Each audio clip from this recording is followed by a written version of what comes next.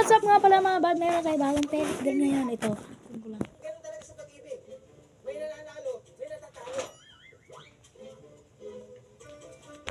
Ito. Ay. Ay, nakuha.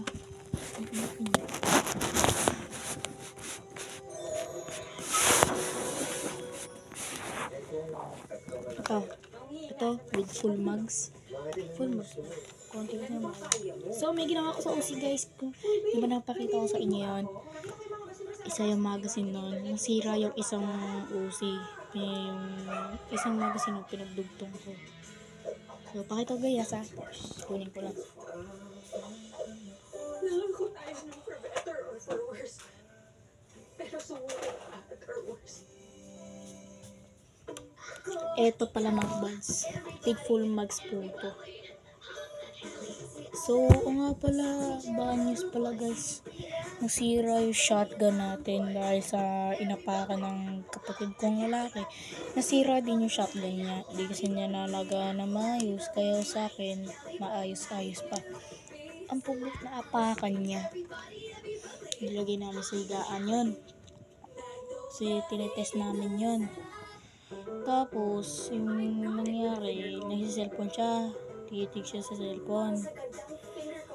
Ngayon, hindi niya napansin na apakan yung shotgun ko, nabali. So, naputol. Ginawa ko ng kinabukasan, inayos ko. So, nalagyan ko siya ng design. Kasi yung unahan na natatanggal nun, naputol. So, tinape ko na rin. So, pakita ko isa. Nilagyan ko na rin siya ng design.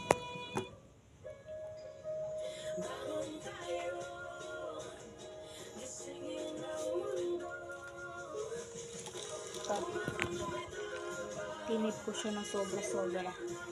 Ito, nilagyan ko ito ng design para naman. So, ito pala yung putol dito. Hindi ito inapaka lang. Itong kumpulatin. Ang kulit niya ito.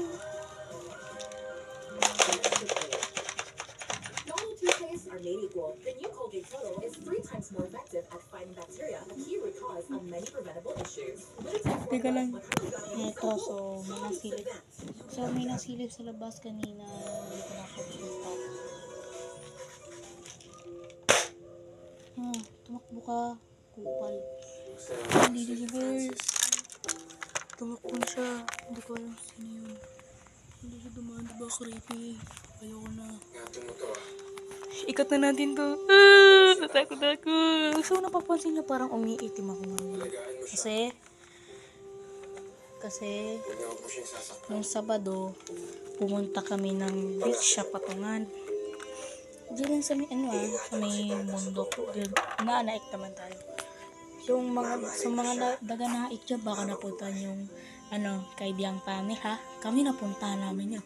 Pag-uwi namin, ang daming unggoy. So, mga nakapunta doon, shoutout kayo ha. Sa kay Biang Tunnel.